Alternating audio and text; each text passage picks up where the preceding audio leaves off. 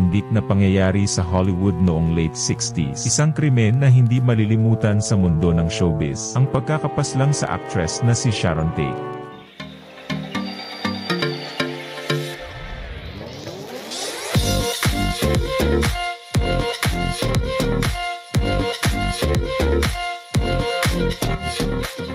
Noong gabi ng August 8 at 9, 1969, apat na miyembro ng Manson family na sina Susan Atkins, Linda Kasabian, Patricia Krenwinkel, and Charles Tex Watson, ang pumasok sa loob ng bahay ng Hollywood actress na si Sharon Tate, na asawa ng French-Polish film director na si Roman Polanski. Pero bago sila pumasok sa loob ng tahanan ni Sharon Tate, sa labas ng bahay, ay may isang kotse na nakapark na sakayang isang 18-year-old na lalaki na si Stephen Parent.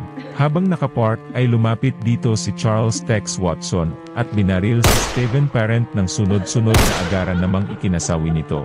Si Stephen Parent ay dumalaw lang sa caretaker ng property na si William Garretson para bentahan ng Sony AM Digimatic Clock Radio. Subalit ang pagdalaw na yon ni Stephen ay siya palang magpapahamak sa kanya. Pagkatapos noon ay tumungo na sila sa bahay ng actress na si Sharon Tate at doon naabutan nila ang apat na tao sa loob kabilang si Sharon Tate, Hollywood hair stylist Jay Sebring, aspiring screenwriter Wojciech Frykowski, at Frykowski's girlfriend Abigail Folger. August 9, 1969, ang malagim na taon para sa apat na taong nasa loob ng bahay. Ang address, 10050 Cielo Drive, Los Angeles, California. Ang lugar kung saan natapos ang buhay ng Hollywood actress na si Sharon Tate. Kwentuhan Tayo TV will be right back.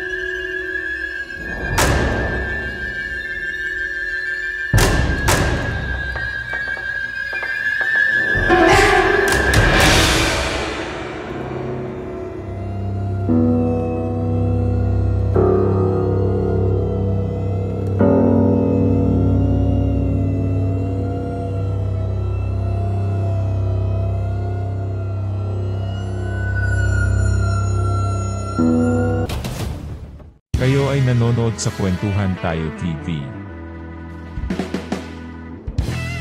I'm the Devil, and I'm here to do the devil's business. Ang katagang sinabi ni Charles Tex Watson kay Frykowski.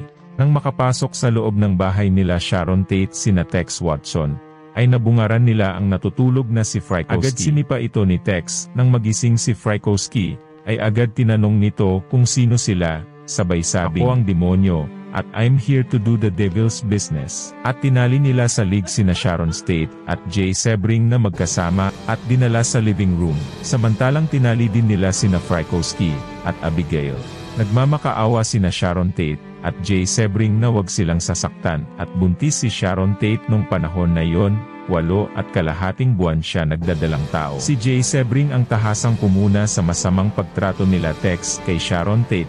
Dahil sa buntis ito, walang konsensya, na binaril ni Tex si Jay Sebring na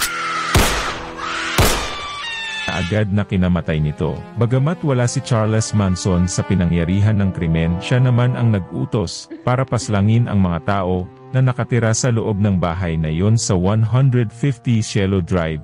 At karumadudumal na pagpaslang ang kanyang pinag-utos. Samantala, nagawang makatakas nina Frykowski at Abigail Folger at nakalabas sila ng bahay.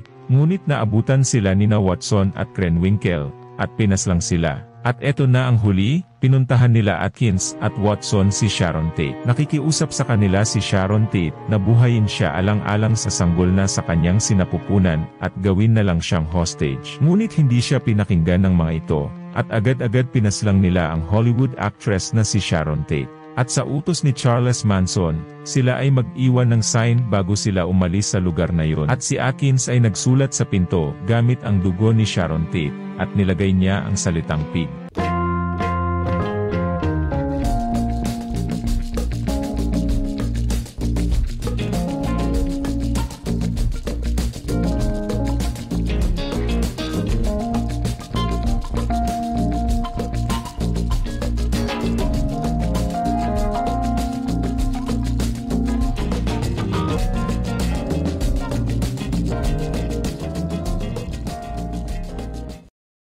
Helter Skelter ang paboritong awitin ni Charles Manson, na inawit ng grupong The Beatles.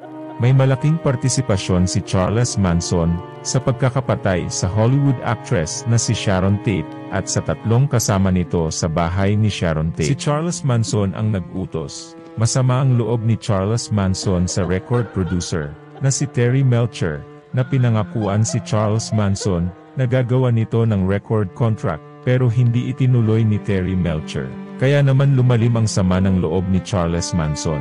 Kumbaga record album na, naging bato pa. Singer at songwriter si Charles Manson, at malaking impluwensya sa kanya ang awitin ng The Beatles na Helter Skelter. Naging kaibigan ni Charles Manson ang singer at band member ng The Beach Boy na si Dennis Wilson na nagpakilala kay Charles Manson kay record producer na si Terry Melcher. Ang anak ng legendary singer na si Doris Day. Ang Helter Skelter para kay Charles Manson ay race war.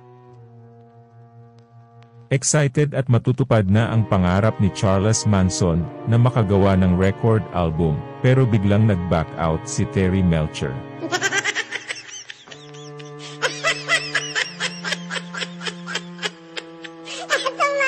At isang araw sa sobrang sama ng loob ni Charles Manson, kay Terry Melcher sinabi nito na hindi siya dapat mabuhay. At dito na nga ipinag-utos ni Charles Manson sa kanyang mga kapamilya at kapuso na iligpit ang mga taong madadatnan nila sa bahay, na ang address ay 150 Cielo Drive sa Los Angeles. At sa hindi inaasahan, ang actress na si Sharon Tate at mga kasama nito ang madadatnan ng mga tao ni Charles Manson, dahil ang nakatira na doon ay ang mag-asawa na sina film director Roman Polanski at actress Sharon Tate. Wala na sina Terry Melcher ng taon na yon, at ang film director na si Roman Polanski ay wala rin ng mga oras na yon. Kaya sila ang nakaranas ng malagim na utos ni Charles Manson.